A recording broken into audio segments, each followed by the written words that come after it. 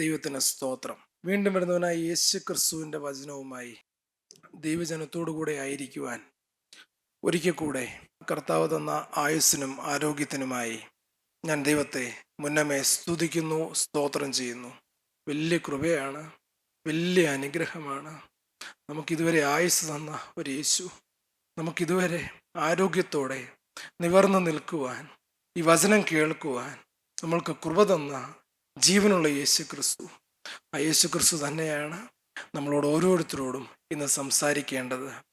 ഒരിടത്ത് കുറേ വർഷങ്ങൾക്ക് മുമ്പ് ഹെൻറി എന്നൊരു ബാലൻ അതിരാവിലെ, ഏകദേശം അവന് 6 വയസ്സ് പ്രായമുണ്ട്, അവൻ അതിരാവിലെ ഒരു കടയിലേക്ക് കയറി ചെന്നുകൊണ്ട് ഇപ്രകാരം ചോദിച്ചു, ദൈവത്തെ നിങ്ങളിവിടെ വിൽക്കുന്നുണ്ടോ എന്ന്. ആ കടക്കാരന് കൗതുകം തോന്നി. അവൻ ആ ബാലനെ ആട്ടിപ്പായിച്ച് ഇറക്കി വിട്ടു. അവൻ കരഞ്ഞുകൊണ്ട് ഹൃദയം തകർന്നവനായി, നുറുങ്ങിയവനായി അടുത്ത കടയിലേക്ക് കയറി ചെന്നു. അവിടെയും ആ ബാലകൻ ഇപ്രകാരം തന്നെ ചോദിച്ചു, എനിക്ക് ദൈവത്തെ വേണം, ഇവിടെ ഈ കടയിൽ ദൈവത്തെ വിൽക്കുന്നുണ്ടോ? തൊട്ടടുത്ത കടയിൽ ചെന്നവൻ വീണ്ടും ചോദിച്ചു, എൻ്റെ കയ്യിൽ 50 രൂപയുണ്ട്, എനിക്ക് ദൈവത്തെ വേണം, എനിക്ക് ദൈവത്തെ വേണം. അവൻ നിർബന്ധം പിടിച്ചു. അവരവനെ അവിടുന്ന് ഇറക്കി ഓടിച്ചു വിട്ടു. ഏകദേശം ഉച്ച കഴിഞ്ഞു. ബാലൻ തളർന്നു. എന്നാൽ ഏകദേശം സന്ധ്യയോടടുത്തപ്പോൾ ഒരു വയോവൃദ്ധൻ്റെ കടയിലേക്ക് ഈ ബാലൻ കയറി ചെന്നു. അദ്ദേഹത്തിന് ഏകദേശം 75 വയസ്സ് പ്രായം. ഈ ബാലൻ ആ വയോവൃദ്ധനോട് ഇപ്രകാരം ചോദിച്ചു, എനിക്ക് ദൈവത്തെ വേണം, നിങ്ങൾ ഈ കടയിൽ ദൈവത്തെ വിൽക്കുന്നുണ്ടോ എന്ന്. ഈ ചോദ്യം വളരെ കൗതുകത്തോടെ അദ്ദേഹം കേട്ടിട്ട് ഭയത്തോടും സ്നേഹത്തോടും കൂടെ ഒരു മറുപടി പറഞ്ഞു, നിനക്കെന്തിനാണ് ദൈവത്തെ എന്ന്. ആ ബാലൻ ഇപ്രകാരം പറഞ്ഞു, എൻ്റെ അപ്പനും അമ്മയും ഏകദേശം 3 വർഷം മുമ്പ് അപകടത്തിലൂടെ മരിച്ച് ഞങ്ങളെ വിട്ടുപോയി.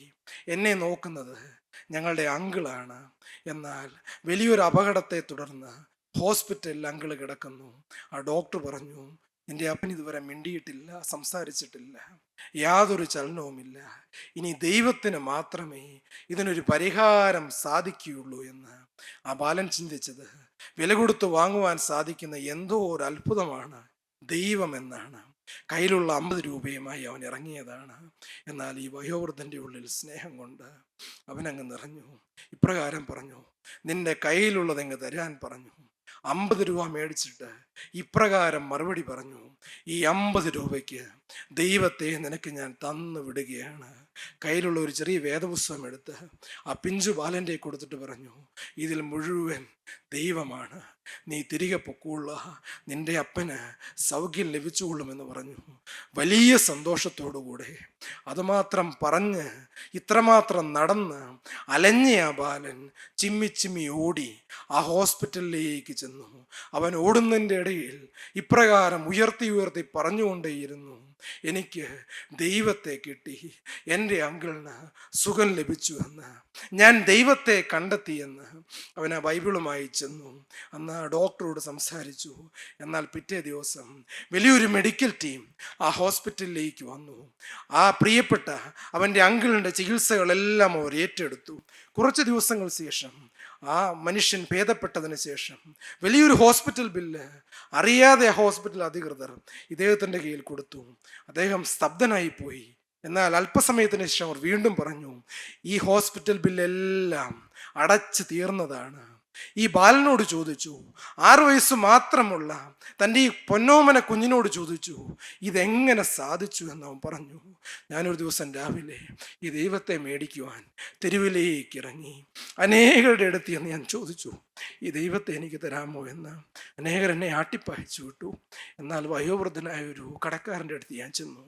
ആ മനുഷ്യൻ എനിക്ക് ദൈവത്തെ പറഞ്ഞു തന്നു. ഈ പ്രിയപ്പെട്ട മനുഷ്യൻ ഈ അങ്കിൾ ഈ കുഞ്ഞിനെ ചേർത്ത് പിടിച്ചുകൊണ്ട് ആ വയോവൃദ്ധൻ്റെ അടുക്കിലേക്ക് ചെന്നു. ആ കടയിലേക്ക് കയറി ചോദിച്ചു, അപ്പം നിങ്ങൾക്ക് നന്ദിയുണ്ട്. ആ നന്ദി കൊണ്ട് ആ മനുഷ്യൻ്റെ കാലിലേക്കൊന്ന് ചുംബിച്ചു. എന്നാൽ വയോവൃദ്ധൻ പെട്ടെന്ന് എഴുന്നേൽപ്പിച്ച് കെട്ടിപ്പിടിച്ചുകൊണ്ട് പറഞ്ഞു, അല്ല, നിങ്ങളുടെ പ്രശ്നങ്ങൾക്ക് പരിഹാരം തന്നത് ദൈവം തന്നെയാണ്. ജീവനുള്ള ക്രിസ്തുവാണ് നിങ്ങളുടെ പ്രശ്നം പരിഹരിച്ചു എന്നിട്ട് ഇപ്രകാരം പറഞ്ഞു, ഈ ബാലൻ ഓടി നടന്ന് ഹൃദയം തേങ്ങിയവനായി, ഹൃദയം നുറുങ്ങിയവനായി എൻ്റെ കടയിലേക്ക് കയറി വന്നുകൊണ്ട് ഇപ്രകാരം ചോദിച്ചു, എനിക്ക് ദൈവത്തെ വേണമെന്ന്. ഞാൻ ഇപ്രകാരം ചെയ്തു എന്ന് എനിക്കൊന്നും പറയുവാനില്ല. എന്നാൽ ആ വലിയ വിലയെന്ന് പറയുന്നത് അവൻ്റെ ഹൃദയമായിരുന്നു, അവൻ്റെ തകർന്ന ഹൃദയമായിരുന്നു, അവൻ്റെ നുറുങ്ങിയ ഹൃദയമായിരുന്നു. തകർന്ന ഹൃദയത്തെ നിരസിക്കാത്ത ഒരു ദൈവം, നുറുങ്ങിയ ഹൃദയത്തെ നിരസിക്കാത്ത ഒരു ദൈവം ആ വയോവൃദ്ധന് ഇപ്രകാരം പറഞ്ഞു കൊടുത്തു. സങ്കീർത്തനങ്ങളുടെ പുസ്തകം അതിന് 34:18 ഇപ്രകാരം ഒരു വാക്യമുണ്ട്: ഹൃദയം നുറുങ്ങിയവർക്ക് യഹോവ സമീപസ്ഥൻ, മനസ്സ് തകർന്നവരെ അവൻ രക്ഷിക്കുന്നു. എൻ്റെ പണമോ ആ വലിയ മെഡിക്കൽ ടീമോ ഒന്നുമല്ല ദൈവദാസനെ നിങ്ങളെ രക്ഷിച്ചത്, അത് ദൈവത്തിൻ്റെ അദൃശ്യകരമാണ്. അന്ന് ആ ബാലകനും ആ വയോവൃദ്ധനും ആ അങ്കിളും അവരെല്ലാവരും ദൈവത്തെ ഒരിക്കൽ കൂടെ ആ കൂട്ടായ്മയിൽ കണ്ടെത്തി. ഇന്ന് ഹൃദയം നുറുങ്ങിയവരായി, മനസ്സ് തകർന്നവരായി, അശേഷം നഷ്ടപ്പെട്ടവരായി, വീണവരായി ആരെങ്കിലും ഈ വചനം കേൾക്കുന്നുണ്ട് എങ്കിൽ, ഈ ശബ്ദ പരിധിയിലുണ്ട് എങ്കിൽ, എനിക്കൊരു കാര്യം പറയാം.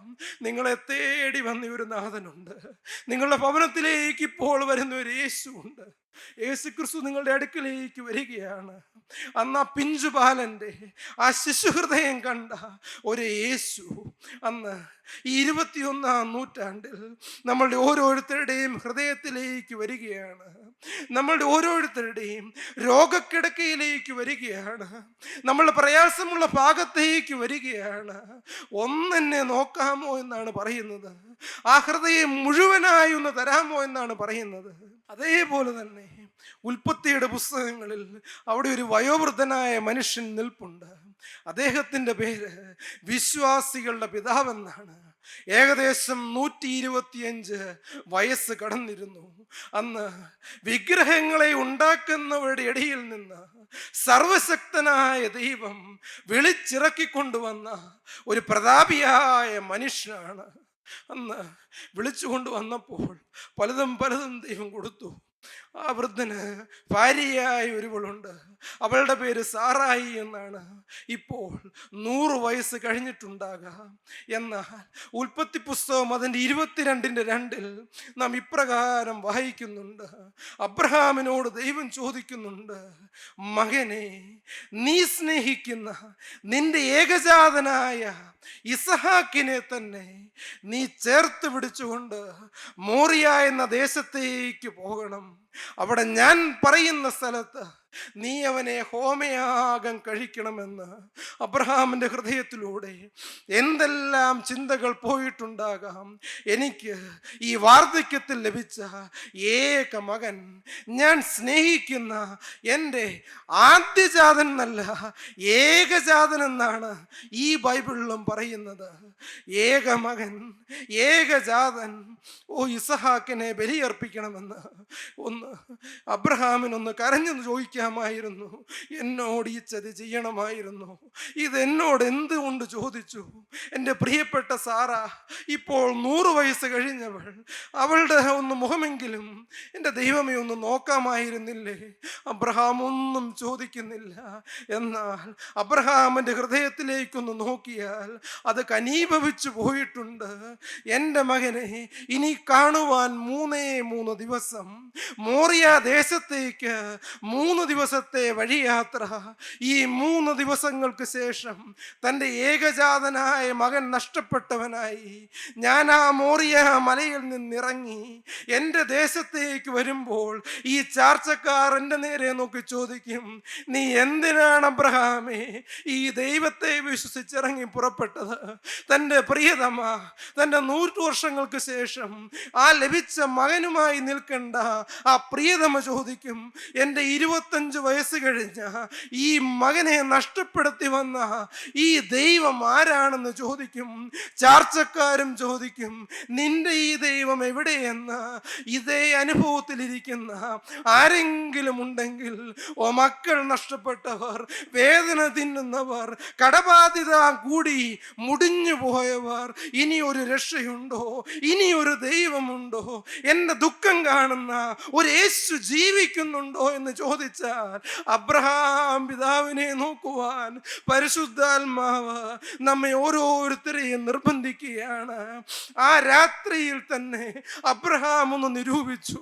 ഞാൻ ഇപ്രകാരം ചിന്തിക്കുന്നു, അബ്രഹാം പിന്നീട് ഉറങ്ങിയിട്ടില്ല.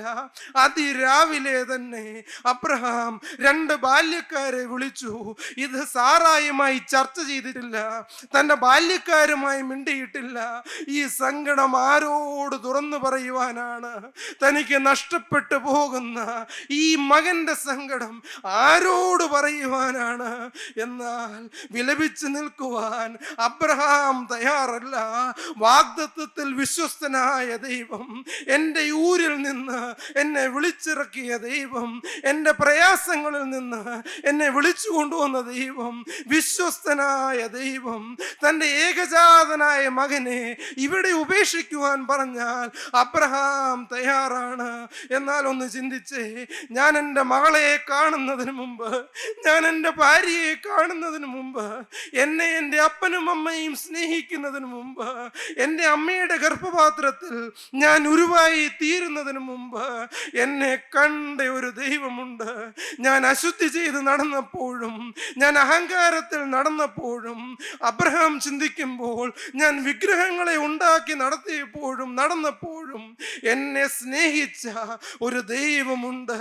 ദൈവദാസ, ദൈവദാസി, നിങ്ങളുടെ നീറുന്ന വിഷയത്തിൽ, നിങ്ങളുടെ മക്കളുടെ വിഷയത്തിൽ, നിങ്ങളുടെ രോഗവിഷയത്തിൽ, നിങ്ങൾ അറിയാത്ത വിഷയത്തിൽ, നിങ്ങളുടെ മക്കളുടെ ആർക്കും പരിഹരിക്കുവാൻ സാധിക്കാത്ത വലിയ വിഷയത്തിൽ നിങ്ങൾ ഇരിക്കുമ്പോൾ നമ്മുടെ അബ്രഹാം പിതാവ് ഇരുന്നത് പോലെ നമുക്കൊന്നിരുന്നാലോ?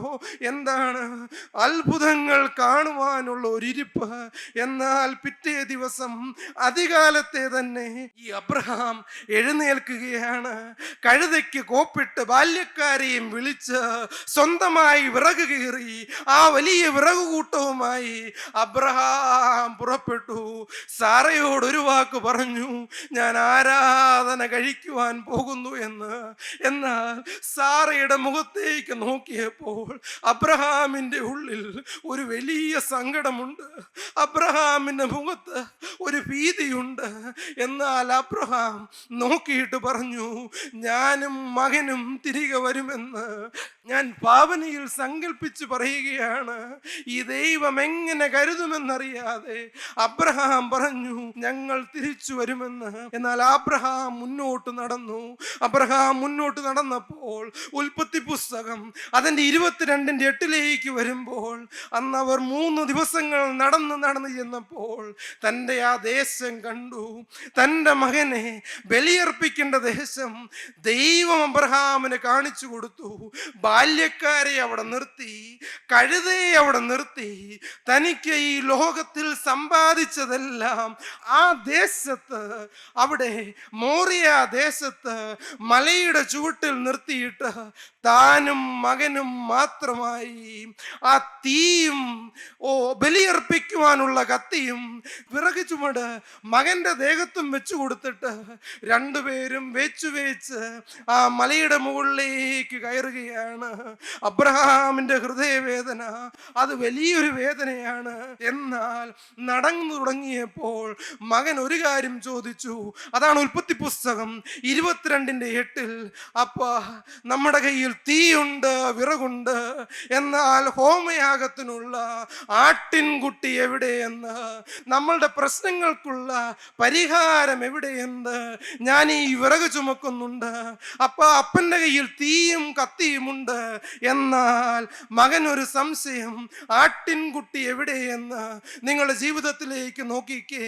കഴിഞ്ഞ 50 ദിവസം, കഴിഞ്ഞ 100 ദിവസം, കഴിഞ്ഞ വർഷങ്ങളായിട്ട്, അനേക വർഷങ്ങളായിട്ട് ഈ പട്ടിണി കിടന്നിട്ടും, ഈ ദുരിതം അനുഭവിച്ചിട്ടും, ഈ വേദന അനുഭവിച്ചിട്ടും, ഞങ്ങളിങ്ങനെ തളർന്നു കിടന്നിട്ടും എന്നിട്ടും ഈ ദൈവത്തിന്റെ മറുപടി എവിടെയെന്ന് ഹൃദയത്തിൽ ചോദിച്ചു കൊണ്ടിരിക്കുന്ന ദൈവദാസ, അങ്ങനെ പറഞ്ഞുകൊണ്ട് ഈ ദൈവത്തെ നിന്ദിച്ച് പുറകോട്ട് പോയ ദൈവദാസി ഇതേ ചോദ്യം അബ്രഹാമിന്റെ മകൻ ഇസഹാക്ക് ആ മോറിയ മലയുടെ മുകളിലേക്ക് കയറിപ്പോയപ്പോൾ സ്വന്തം അപ്പനോടും ചോദിച്ചു, തീയുണ്ട് വിറകുണ്ട്, എന്നാൽ ഹോമയാഗത്തിനുള്ള ആട്ടിൻകുട്ടി എവിടെയെന്ന് ആ ചോദ്യം നിങ്ങളുടെ ഉള്ളിൽ വരുന്നുണ്ടോ? ആ ചോദ്യം എൻ്റെ ഉള്ളിലും വന്നിരുന്നു. കഴിഞ്ഞ 16 വർഷങ്ങൾക്ക് മുമ്പ് ഞാൻ ഈ യേശുവിനെ കണ്ടെത്തുന്നതിന് മുമ്പ് ഞാനൊന്ന് ഭയപ്പെട്ട്, ഞാൻ ഏകദേശം എല്ലാം നഷ്ടപ്പെട്ടവനായി, ഞാനൊരു നിരീശ്വരവാദിയായി. എൻ്റെ SLC എക്സാം എഴുതുവാൻ ഞാനിങ്ങനെ കാത്തിരുന്നപ്പോൾ അന്ന് ഞാൻ ഭയപ്പെട്ടു പോയിരുന്നു, ഞാൻ നിരാശപ്പെട്ടു പോയിരുന്നു. അന്നൊരു മാർച്ച് മാസം, ഇന്ന് അനേക വിദ്യാർത്ഥികൾക്ക് പബ്ലിക് എക്സാം നടക്കുന്ന ഫെബ്രുവരി മാസം 26-ാം തീയതി, അന്ന് മാർച്ച് മാസം 16-ാം തീയതി ഞാൻ 3 എക്സാമുകൾ എഴുതി, എല്ലാം നഷ്ടപ്പെട്ടവനായി. ഞാൻ ഒന്നും എഴുതിയിട്ട് ഫലവത്തായില്ലെന്ന പൂർണ്ണ ബോധ്യത്തോടെ 3 വിഷയങ്ങൾക്ക് തോക്കുമെന്ന ഉത്തമ ബോധ്യത്തിലിരുന്നപ്പോൾ, ഞാനൊരു മാനസിക രോഗിയായി പോകുമെന്ന് എൻ്റെ ഹൃദയം തന്നെ എന്നോട് പറഞ്ഞപ്പോൾ, എൻ്റെ പ്രിയപ്പെട്ട അമ്മ എൻ്റെ കൂടെ ചേർന്നിരുന്ന് എന്നെ ആശ്വസിപ്പിക്കുവാൻ ശ്രമിച്ച സമയങ്ങളിൽ എൻ്റെ പ്രിയപ്പെട്ട പിതാവ് എന്നോട് ചേർന്നിരുന്ന്, മകനെ തോറ്റുപോയാലും കുഴപ്പമില്ല എന്ന് പറഞ്ഞ് എൻ്റെ ഹൃദയത്തെ ആശ്വസിപ്പിക്കുവാൻ ശ്രമിച്ച ആ കാലങ്ങളിൽ, എന്നാൽ അന്ന് സർവശക്തനായ ദൈവത്തെ ഒരു ദൈവദാസൻ എനിക്ക് പരിചയപ്പെടുത്തി തന്നു.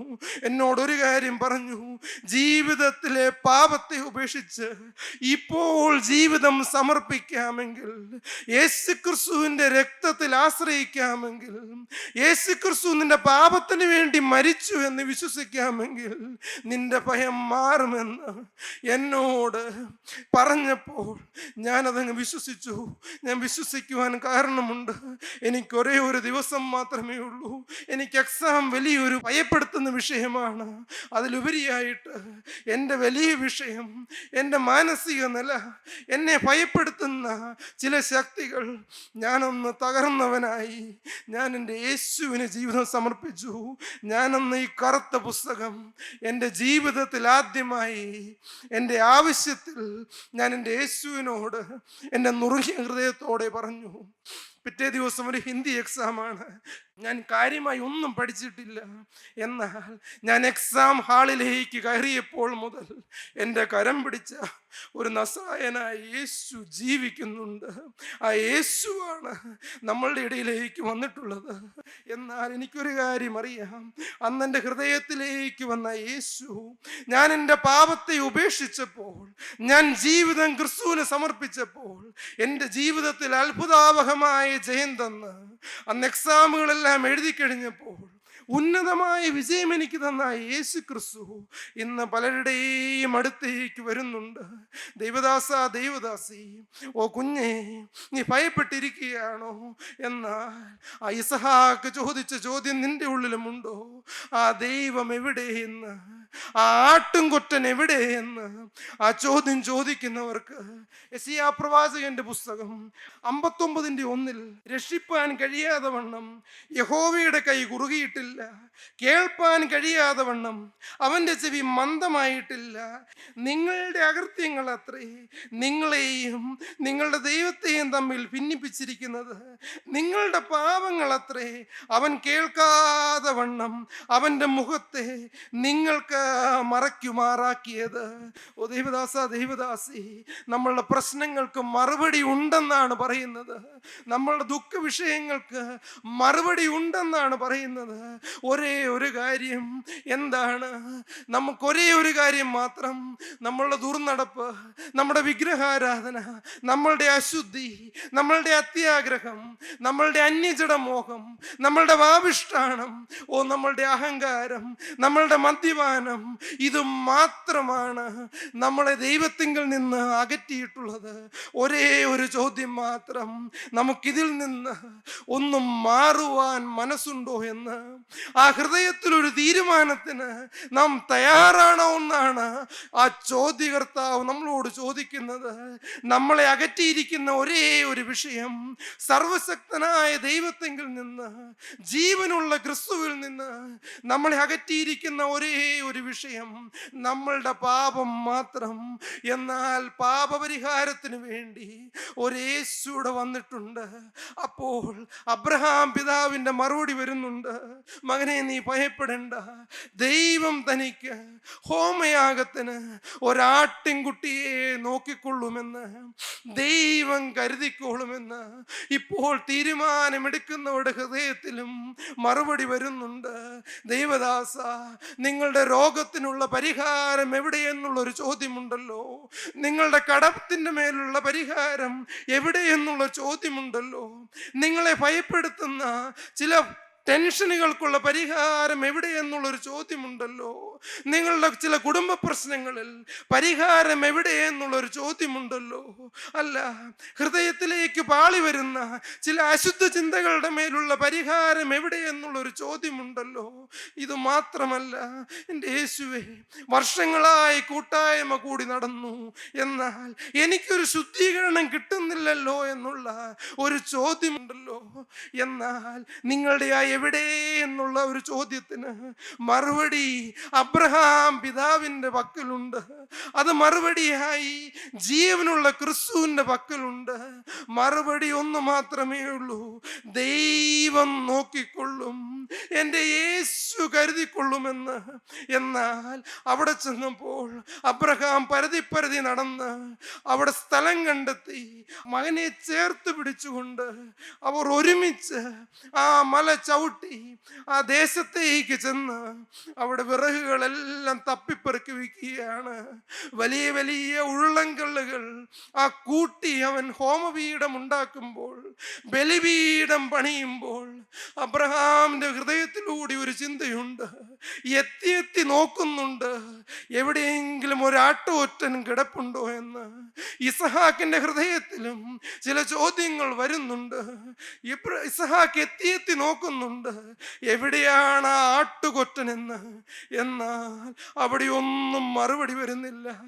എന്നാൽ അതിനുശേഷം അബ്രഹാം പിതാവ് ഏകദേശം 25 വയസ്സിന് മുകളിൽ പ്രായമുള്ള ഈ മകനെ തൻ്റെ ഭാര്യയ്ക്ക് 90-ാം വയസ്സിൽ കിട്ടിയ, തനിക്ക് 100-ാം വയസ്സിൽ കിട്ടിയ, തൻ്റെ 125-ാം വയസ്സിൻ്റെ അപ്പുറത്ത് ഇങ്ങനെ ഒരു ഹോമയാഗം അർപ്പിപ്പാൻ ദൈവം കൽപ്പിച്ച് ഇവിടെ കൊണ്ടുവന്നിട്ടുള്ള ഈ മകനെ ബലിപീഠത്തിലേക്ക് കയറ്റിക്കിടക്കുമ്പോൾ കാലും കൈയും ബന്ധിച്ചവനായി ആ വിറകിന്റെ മുകളിലേക്ക് കിടത്തുമ്പോൾ ഒന്നും പറയാത്തവനായി പൂർണ്ണ സമ്മതത്തോടെ ഇസഹാക്ക് അവിടെ കിടക്കുന്നുണ്ട്. ഈ ചോദ്യം നമ്മളെ ഹൃദയത്തിലേക്കൊന്ന് വരട്ടെ, നിങ്ങൾക്ക് പൂർണ്ണ സമ്മതമാണോ എന്ന്? ജീവിതം ക്രിസ്തുവിന് കൊടുക്കുവാൻ പൂർണ്ണമായി മനസ്സാണോ എന്ന്? അബ്രഹാം ഒട്ടും താമസിക്കുന്നില്ല, അബ്രഹാം പരിഭവം പറയുന്നില്ല, അബ്രഹാം ദൈവത്തെ കുറ്റം വിധിക്കുന്നില്ല, എന്നെ എന്തിനാണ് ഇവിടം വരെ എത്തിച്ചതെന്ന് ചോദിക്കുന്നില്ല, എൻ്റെ മകൻ ഈ വിധി വരുത്തിയല്ലോ എന്ന് ചോദിക്കുന്നില്ല, എൻ്റെ ഭാര്യയെ ഒന്ന് ചിന്തിക്കാമല്ലോ എന്നുള്ള ചോദ്യവുമില്ല. പൂർണ്ണ മനസ്സോടെ കിടക്കുന്ന മകനും പൂർണ്ണ സമ്മതത്തോടെ ആ കത്തിയെടുത്തുയർത്തുന്ന ഒരു അബ്രഹാം പിതാവും മാത്രമേ നമുക്ക് മുമ്പിലുമുള്ളൂ. ഇപ്പോൾ യേശു ക്രിസ്തു നമ്മളോട് ഓരോരുത്തരോടും ചോദിക്കുന്നത്, നിങ്ങൾക്ക് പൂർണ്ണ മനസ്സോടെ ആ ഹൃദയം എനിക്ക് തരാമോ എന്നാണ്. തൻ്റെ ഏകജാതനായ മകനെ പൂർണ്ണ ഹൃദയത്തോടെ ദൈവത്തിൻ്റെ കരത്തിലേക്ക് കൊടുക്കുവാൻ സമ്മതനായ ഒരബ്രഹാം പിതാവ് നമുക്ക് മുമ്പിലായുള്ളപ്പോൾ ഒരേ ഒരു ചോദ്യം മാത്രം, നിന്റെ പ്രശ്നത്തിന് പരിഹാരം എവിടെ എന്നുള്ള ചോദ്യത്തിന് ഒരേ ഒരു മറുപടി, ദൈവം കരുതിക്കോളുമെന്ന്. എന്നാൽ ഒരേ ഒരു നിബന്ധന മാത്രം, എൻ്റെ മകനെ അല്ല, പൂർണ്ണ ഹൃദയത്തോടെ എന്നെ തന്നെ, ഇസഹാക്കിനെ തന്നെ ഞാൻ തന്നെയാണ് അവിടത്തേക്ക് വേണ്ടത്. എന്നാൽ മൃദുലമായ ശബ്ദത്തോടെ യേശുക്രിസ്തു സ്നേഹത്തോടെ ആ കാൽവറിയിൽ ചൊരിഞ്ഞ ആ തിരുരക്തം കൊണ്ട് നമ്മെ വന്ന് തലോടി ആശ്ലേഷിച്ചുകൊണ്ട് പറയുന്നു, മോനെ, അബ്രഹാം പിതാവ് ബലിപീഠത്തിൽ കിടത്തിയ ഒരു മകനുണ്ട്, അവന്റെ പേര് ഇസഹാക്ക് എന്നാണ്. എന്നാൽ നീ ഒരാട്ടുകൊറ്റനെ അന്വേഷിച്ച് പുറപ്പെടണ്ട. ഞാൻ സ്വയമായി കാൽവറിയുടെ ആ തടത്തിൽ നിനക്ക് വേണ്ടി ബലിയായത്, മകനെ, നിന്റെ പാപത്തിന് വേണ്ടിയാണ് ഞാൻ ബലിയായി അർപ്പിക്കപ്പെട്ടിരിക്കുന്നു.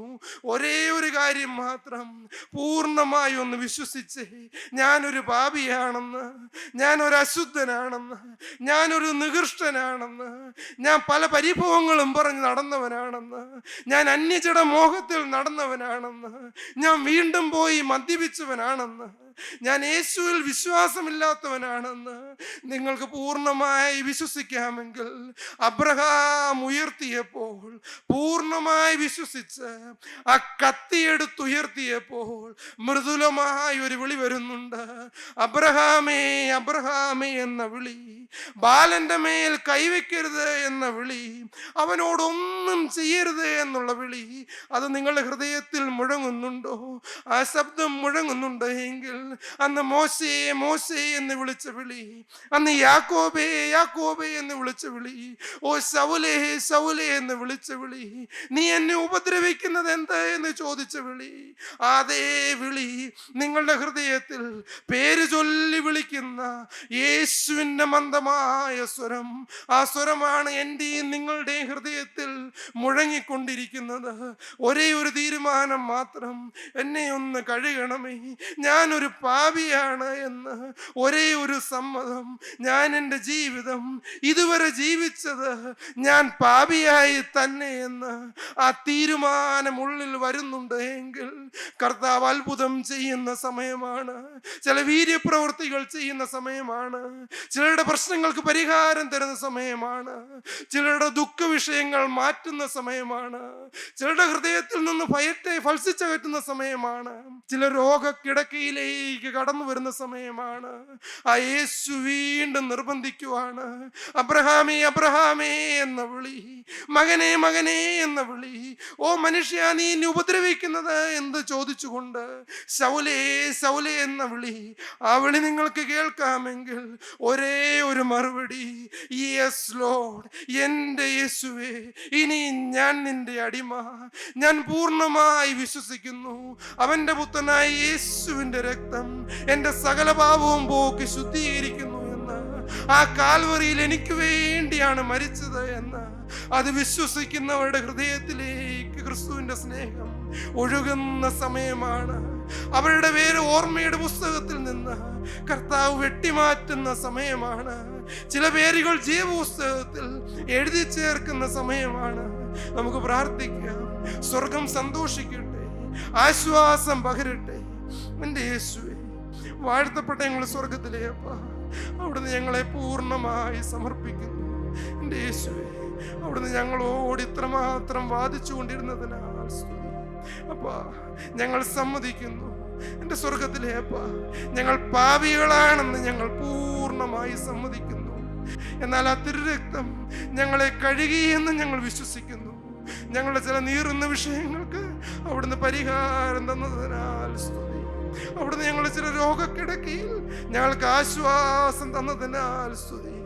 ഞങ്ങളുടെ ചില ഭയത്തെ അവിടുന്ന് മാറ്റിയതിനാൽ സ്തുതി. ഞങ്ങളുടെ കുഞ്ഞുങ്ങളുടെ ചില പരീക്ഷകൾ അവിടുന്ന് കരം തൊട്ടതിനാൽ സ്തുതി.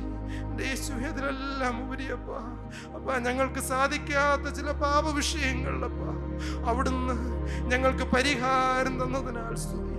ഞങ്ങളെ താഴ്ത്തി സമർപ്പിക്കട്ടെ.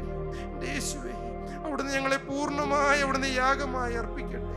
ഞങ്ങളുടെ പ്രാർത്ഥന കേട്ടതിനാൽ സ്തുതി. യേശുവിൻ നാമത്തിൽ തന്നെ, ആമേൻ.